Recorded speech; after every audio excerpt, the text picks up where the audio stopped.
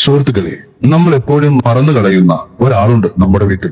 ചിലർക്ക് അയാൾ ഒരു ഹീറോ ആയിരിക്കും, മറ്റു ചിലർക്ക് അയാൾ ഒരു സീറോ ആയിരിക്കും. നമ്മൾ ഏറ്റവും പുതിയ ബ്രാൻഡഡ് വസ്ത്രങ്ങൾ ചോദിക്കുമ്പോൾ സ്വന്തം ഷർട്ടിലെ വിള്ളലുകൾ ചിരിച്ചുകൊണ്ട് മറച്ചു പിടിക്കുന്ന അയാൾ ലോകം മുഴുവൻ നമ്മളെ തള്ളിപ്പറയുമ്പോഴും സാരമില്ലടാ, കൂടെ ഞാനുണ്ടല്ലോ എന്ന് പറഞ്ഞ് മുതുകത്തൊരു തട്ടി ആത്മവിശ്വാസം തരുന്നു. അതെ, അയാൾ നമ്മുടെ അച്ഛൻ.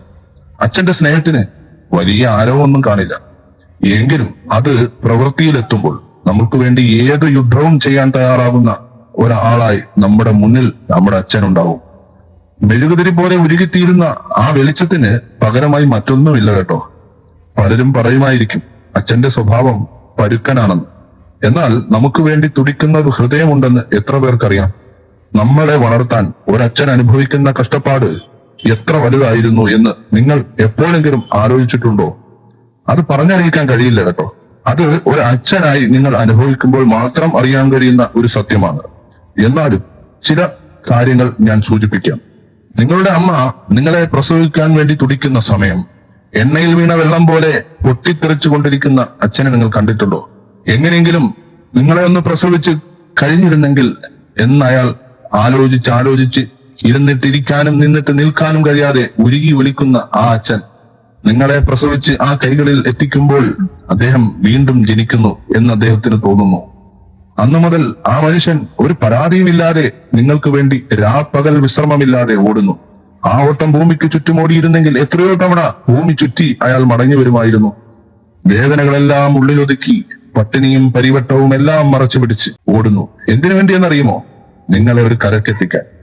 പിന്നീട് വെയിലും മഴയുമെല്ലാം അദ്ദേഹത്തിന്റെ ജീവിതത്തിലെ അധ്യായങ്ങളായി മാറുന്നു.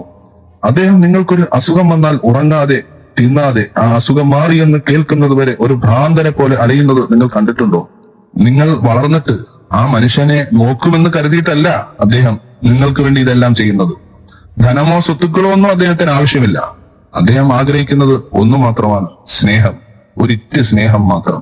എന്റെ പ്രിയപ്പെട്ട സഹോദരങ്ങളെ, ഇന്ന് നിങ്ങൾ വീട്ടിലെത്തുമ്പോൾ അല്ലെങ്കിൽ നിങ്ങളുടെ അരികിലേക്ക് നിങ്ങളുടെ അച്ഛൻ എത്തുമ്പോൾ നിങ്ങൾ പറയണം, അച്ഛാ, ഞങ്ങൾക്ക് ഈ ലോകത്ത് ഏറ്റവും പ്രിയപ്പെട്ടത് അമ്മയും അച്ഛനുമാണെന്ന്.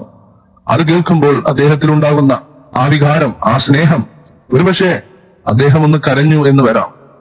ആ മനുഷ്യനെ നിങ്ങൾ ചേർത്ത് പിടിക്കണം.